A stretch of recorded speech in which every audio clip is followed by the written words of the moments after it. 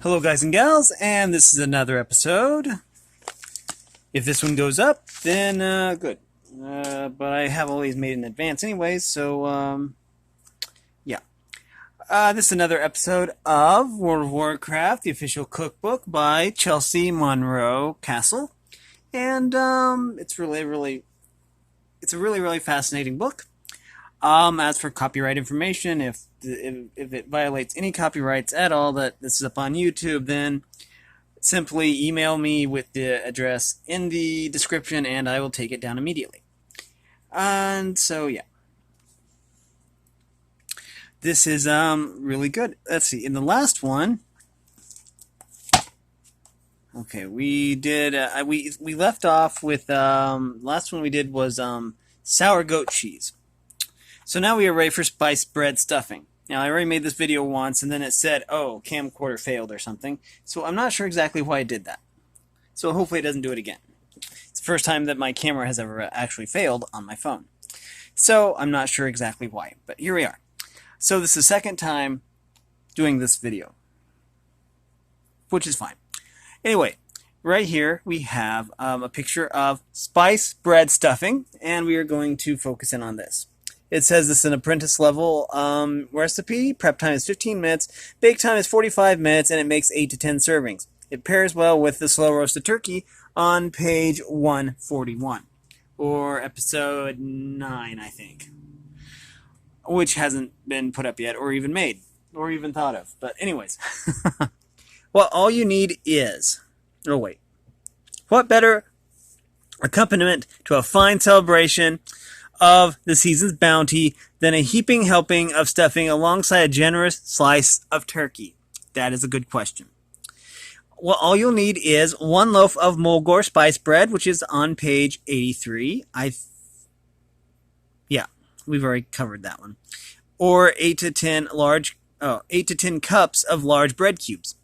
2.5 cups of milk, 1/2 cup salt, 1 onion diced, 1 pear cored and diced large, 1 apple cored and diced large, 1 egg, 1/2 teaspoon salt, 2 tablespoons fresh parsley finely chopped, 1 tablespoon fresh sage minced, and 1 teaspoon of fresh thyme, preferably taken from the Cavern of Time. That is a World of Warcraft joke. Never mind. Cut the bread into chunks no larger than 2 inches wide and allow to dry out overnight or under low heat in the oven. Transfer the bread into a large mixing bowl. Pour the milk over the bread cubes, stirring until the bread has soaked up all the milk. In a small frying pan, melt the butter and cook the onion until it is soft and translucent, about 6 minutes. Add the remaining ingredients to the bowl, tossing until everything is evenly mixed. Either use the mixture to stuff a turkey or bake in the oven at 350 degrees Fahrenheit, covered, for about 30 minutes, then another 10 minutes or so uncovered. Next we have spiced beef jerky. That sounds extra good. Especially good with that cheese. That cheese looks good too. And here we have this. It's apprentice level recipe. It takes marinating. You marinate for 12 to 24 hours. You cook it for about 3 hours, and it makes 7 to 10 ounces of jerky. It pairs well with sharp cheeses, like sharp cheddar, and so forth. It says, the Dark Moon fairgoer snack of choice. This jerky is a great pick-me-up for a boisterous afternoon. This will help you keep up your strength for all those carousel rides. Whee! And yes, whee is an achievement for the Dark Moon Fair, if I remember right.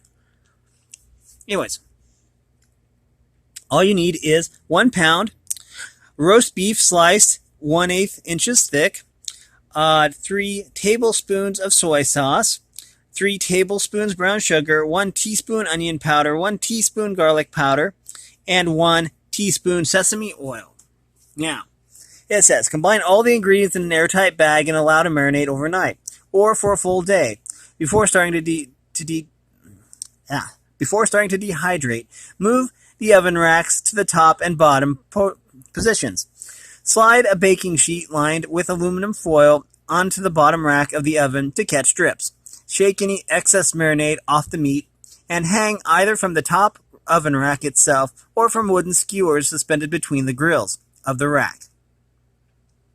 Heat the oven to 200 degrees Fahrenheit and allow to the meat. I think that's a typo actually. And allow to the meat to cook for about 3 hours or until it has sufficiently dried out. Break into pieces and store in a cool place in an airtight container for up to a month. That's awesome. Next we have spiced vegetable chips. Don't those look good? Those look wonderful. Let's see. It says here, this is a master level recipe. Prep time is 20 minutes. Baking is 45 minutes. And it makes about 4 servings of chips. Pairs well with the Cheddar-Beer Dip on page 75, which we'll probably end this episode on. Anyways, it says, this Pandaren staple is a healthier and more flavorful alternative to ordinary potato chips. With bursts of fiery spice, you'll love each crunchy bite.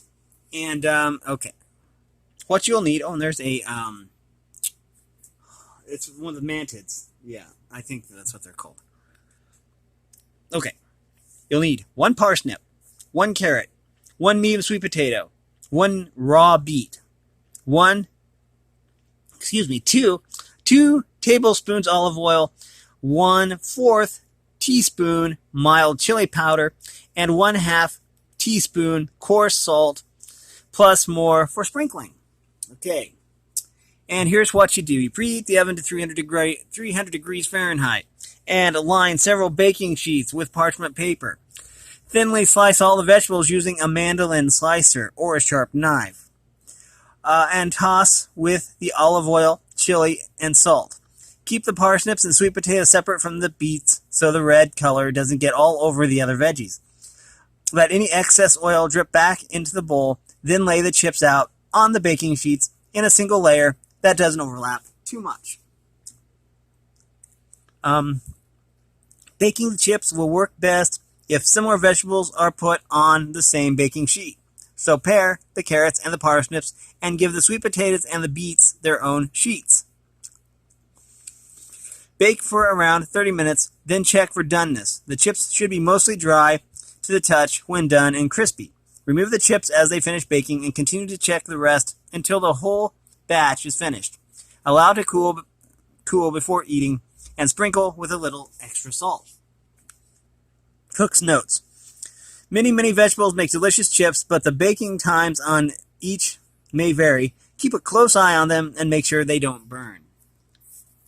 That was the spicy vegetable chips, and they look wonderful. Next we have the stuffed Lushrooms. Not to be confused with mushrooms, these are Lushrooms. And aren't those beautiful? Okay, this is an expert level recipe. Prep time is 20 minutes. Cooking is about 30 minutes. And it makes 4 to 6 servings, more as a party appetizer. Okay. It pairs well with light beer, lukewarm yak roast broth on page 101. Now, it says here, once a favored dish of the ancient Mogu, this recipe has become a staple in Pandaren cuisine. Packed with flavors and textures that vie for dominance with each other, these tender bite-sized morsels make for an easy but impressive appetizer. What you'll need is 10 ounces of button mushrooms, 1 teaspoon of peanut or sesame oil, 1 teaspoon minced fresh ginger, 1 clove of garlic minced, 1 cup ground pork sausage, about 8 ounces, 1 tablespoon of soy sauce, 1/2 cup panko breadcrumbs, 1/4 cup grated Parmesan cheese, 1 tablespoon sesame seeds, and 2 tablespoons of scallions minced. I think scallions are like onions, if I'm not mistaken. Preheat the oven to 350 degrees Fahrenheit and lightly grease a baking sheet with oil. Clean the mushrooms, then pull the stems from the caps and set aside. Place the caps on the prepared baking sheet, hollow side up, mince the stems very fine. In a skillet, heat the oil over medium-low heat and add the ginger and garlic, stirring until lightly brown, no more than 5 minutes. Add the minced mushroom stems and cook until they are soft, another minute or two. Add the pork sausage and cook until browned, another 5 minutes or so. Remove from heat and pour off any excess fat from the pan. Pour in the soy sauce, stirring to incorporate into the mixture. Transfer to a bowl and allow to cool. Add the remaining ingredients, making sure they are evenly distributed. Put a little of the filling into the hollow of each mushroom cap, then heap more on top of that, pressing into a little mound. Bake for around 15 minutes, allow to cool slightly before serving. So that was the stuffed Lushrooms. Next we have Tracker Snacks. They look wonderful too. Okay, it says here, this is an apprentice level recipe. It takes about 10 minutes of prep time and you cook for about 20 minutes. It makes 16 to 20 pieces. It pairs well with chocolate, creamy cheeses, and bean soup on page 93. So let's see. The delicious smell emanating from a hot plate of Tracker Snacks will definitely help you find wayward house pets. But be careful that you don't attract unwanted attention from other beasts. Says, okay, all you need is 1/2 cup of light brown sugar, 1 tablespoon northern spices, see page 20 or episode 1, and 1 pound of thickly sliced bacon. Okay. And it says, preheat the oven to 370 degrees Fahrenheit and line a baking sheet with foil. Then set a cooling rack over the top of it. Mix together the brown sugar and the northern spices. Cut the bacon strips in half, then dip each piece into the sugar mixture, covering both sides lightly and brushing off any excess. Lay each sugared piece on the rack. If you have too many pieces to fit one tray, either use a second baking sheet or bake in 2 rounds. Bake for around 15 to 20 minutes, then start checking for doneness. If you like your bacon crispier, then bake a little longer. When finished, remove from the oven and gently pat dry to soak up any excess fat on top of the bacon. Allow to cool on the rack or transfer to a clean plate. That was Tracker Snacks. And now we're to wild rice cakes. And I personally like rice cakes. I mean, when it comes to pancakes, it's my favorite type of pancake. But these look wonderful. This is an expert level recipe.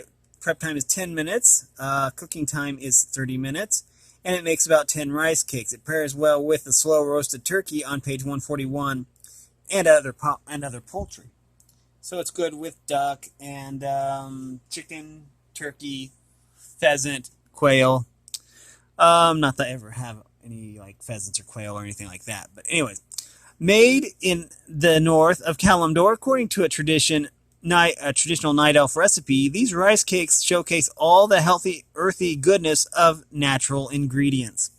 All you'll need is 1 tablespoon butter, 1 clove of garlic minced, 2 small leeks, half moon cut, 1/2 cup heavy cream, 2 cups cooked wild rice, 1 egg, 1/2 cup sweet corn, fresh or frozen, 1/4 cup shelled edamame, 1/4 cup grated mozzarella cheese, 1 teaspoon salt, 1/2 teaspoon black pepper, 1.5 cups of flour, and vegetable oil for frying. Now, what you're gonna do is melt the butter in a medium frying pan over medium-low heat. Then cook the garlic and leeks until they are soft but not too brown.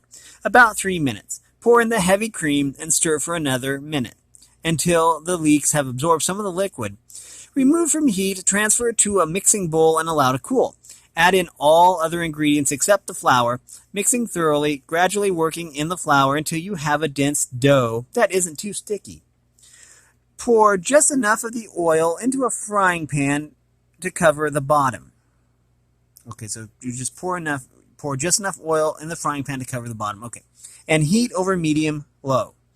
Using lightly oiled hands, form the rice mixture into patties roughly 5 inches across and a ½ inch thick. Working in batches, drop the patties into the hot pan and cook for about 3 minutes, flipping halfway through until golden on each side and cooked through. That is the wild rice cakes. And now we are to breads. I guess that we might as well go over these real quick.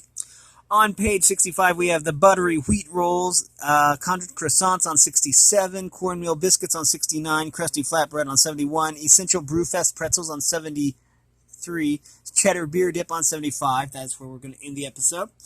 Then we'll start the next episode with Fry Bread, which is on 77, Honey Bread on 79, Caldori, Pine Nut Bread on 81, Mulgore Spice Bread on 83, Red Bean Buns on 85, Soft Banana Bread on 87, and Sweet Potato Bread on 89. Now, let's get started. Buttery wheat rolls.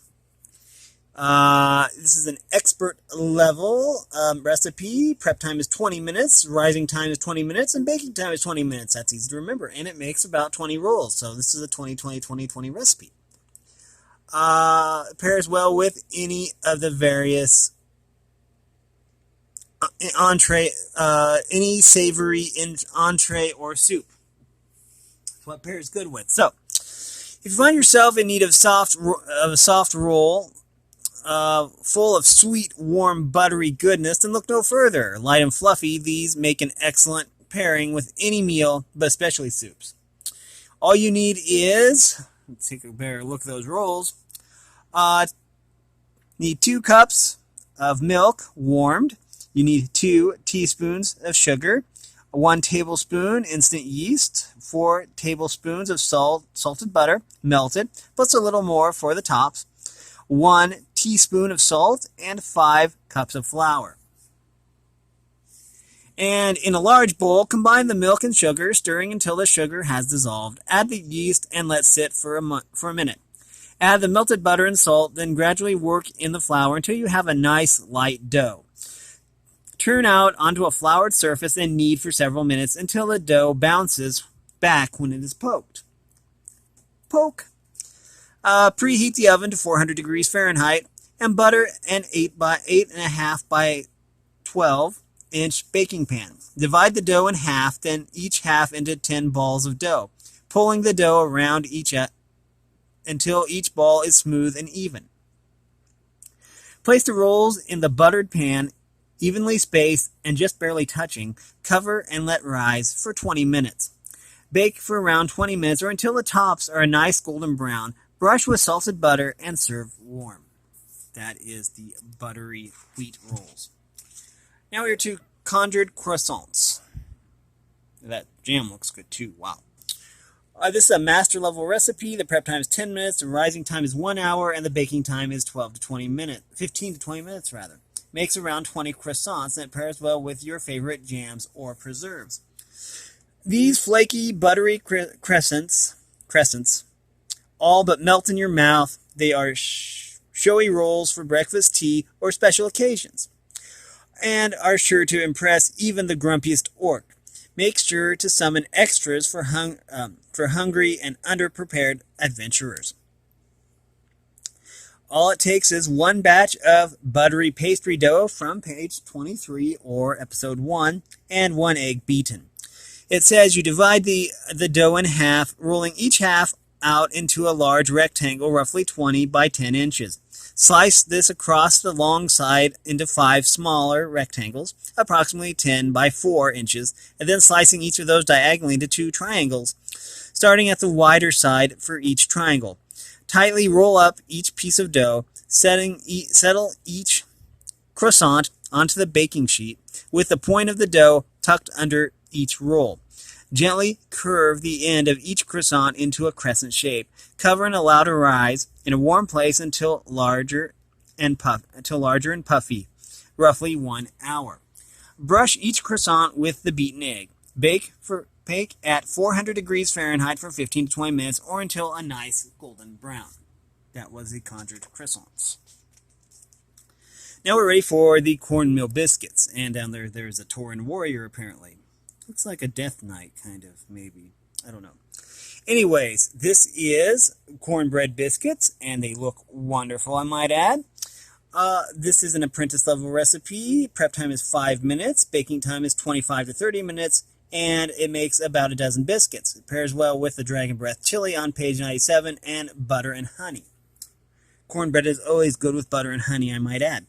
Once merely a staple food among the Tauren tribes of Mulgore, these simple little nuggets of cheesy, buttery flavor have traveled along various trade routes and are now enjoyed by many regions across Azeroth. Enjoy these delicious gems on their own, warm from the oven, or alongside a steaming bowl of chili.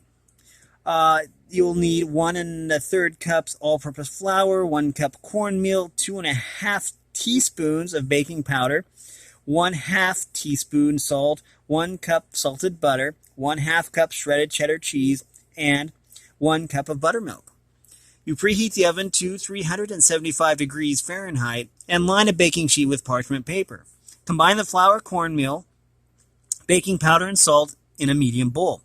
Rub or cut in the butter until no large chunks remain. Add the shredded cheese and toss to distribute evenly. Then stir in the buttermilk until the mixture is just moistened. Drop the mixture onto the prepared baking sheet, 1/4 cup at a time, leaving about 2 inches between each to accommodate spreading as the biscuits bake. Bake for 25 to 30 minutes or until the tops of each the biscuits are golden brown. Crusty Flatbread. That looks good too. Wow. Reminds me of unleavened bread. Okay, let's see. This is an apprentice-level recipe. It's 10 minutes prep time, 30 minutes baking time, and makes about 4 servings. It pairs well with the sour goat cheese on page 49, or episode 2, and jams, hummus, or other dips. It'd probably be good with the Cheddar-Beer Dip, too. But let's see. Adventuring in Northrend is serious business and requires a serious sustenance. Perfect for travel, these crisp little pieces of flatbread have just a hint of herbs and a satisfying crunch.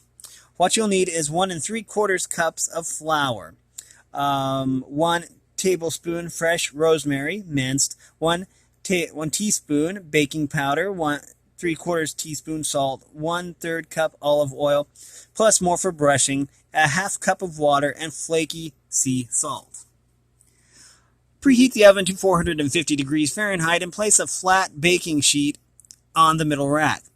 Mix the dry ingredients and the rosemary in a medium bowl. Add the oil and gradually the water until you have dough that pulls away from the sides of the bowl. Turn out onto a lightly floured surface and knead for several minutes. Divide the dough into 3 parts. Roll 1 part of dough out on a sheet of parchment paper to a disc about 10 inches across. Brush the top of the dough with a little olive oil and sprinkle with some sea salt. Slide the dough, parchment and all, onto the hot baking sheet in the oven. Bake for 8 to 10 minutes until it is starting to turn golden on top. Allow to cool. Repeat this process with the 2 other pieces of dough. When the 3 flatbreads are cool, break into pieces and serve. That has been Crusty Flatbread. Let's see. Essential Brewfest Pretzels. This ought to be fun. This is a master level recipe. Prep time is 15 minutes. Let's see. Rising. Okay. Prep time is about 15 minutes. Rising, it takes about an hour to rise. Then you bake for about 12 minutes. It makes about 10 pretzels. It pairs well with the beer cheese dip and mustard and honey, like most pretzels. What you'll need is 1 1/2 cups of warm water, 1 tablespoon brown sugar, 1 teaspoon salt, 2 teaspoons instant yeast, 1/4 cup butter melted, 4 cups all-purpose flour, 1 egg for glazing, beaten with 1 teaspoon water, rough salt for sprinkling on top. Now you'll need a water bath, which is 10 cups of water and 2/3 cup of baking soda. Now, it says in a large bowl, combine the water, sugar, salt, and yeast to allow to sit for a few minutes until the yeast has softened and begins to foam. Add the melted butter and then the flour, a cup at a time, until you have a soft, workable dough that isn't too sticky. Turn the dough out onto a lightly floured surface and knead for several minutes until the dough bounces back when poked. Move the dough to a lightly greased bowl, cover lightly with plastic wrap, and set in a warm place to rise for about an hour or until doubled in bulk. Meanwhile, bring the 10 cups of warm water to a boil, then add the baking soda. Remove from heat and stir until the soda is dissolved. Once the dough has risen, divide in half and then divide each half into 5 equal pieces, working gently with the dough. Roll each piece into a rope about 20 inches long. Fold the rope into a U shape. Cross the ends and bring them back to meet the curved loop at the bottom of the pretzel. Repeat the process with all the pieces of dough. Preheat the oven to 400 degrees Fahrenheit and line 2 baking sheets with parchment paper. Working one at a time, gently slide each pretzel into the warm baking soda bath. Spoon the warm water, over the top of the pretzel for 30 seconds to a minute, during which time the pretzel should start to puff up. Using a spatula or two, lift the pretzel out of the water and place on the prepared baking sheet. Repeat with the rest of the pretzels, then brush each one with beaten egg and sprinkle with a little salt. Bake for about 12 minutes or until the pretzels are nice and dark brown. And this is going to be our last one for this episode anyway, and this is the Cheddar-Beer Dip. I'm not sure what I think about that, but I think it's pretty cool. Okay, this is an apprentice recipe. Cooking time is about 15 minutes. It makes one batch, and it pairs well with Essential Brewfest pretzels on page 73 this episode, and vegetable chips, also this episode. Okay, it says here, this Cheddar-Beer Dip is a perfect complement to the Essential Brewfest pretzels. Be sure to chase down the dip with beer. Okay. It says 2 tablespoons salted butter. You need 2 tablespoons of flour, 1 cup pale low hops beer, such as Pilsner, 1/2 cup milk, a 1/2 teaspoon mustard, 1/2 teaspoon garlic powder, 1/2 teaspoon paprika, a dash of Worcestershire sauce, 3 cups sharp cheddar, cheese, shredded, and salt and pepper to taste. Now, all you do is, in a medium frying pan, melt the butter over medium heat. Whisk in the flour and cook for a minute or two until the mixture has turned a nice golden color. While whisking, gradually pour in the beer, then the milk, both of which should thicken as they heat. Remove from heat and stir in the spices, Worcestershire sauce, and the cheese. Let the cheese melt. Season to taste with salt and pepper. Cook's notes. For a peppier sauce, try a spicier cheese like pepper jack. Or for a creamy, more tangy sauce, add a little goat cheese. Innovate to your tastes.